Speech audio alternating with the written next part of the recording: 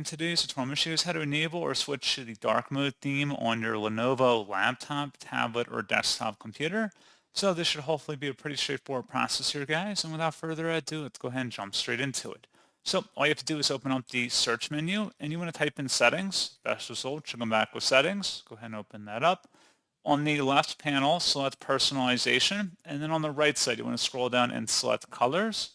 And then where it says choose your mode, you can click the drop down here and you can select dark, and that's what you have to do.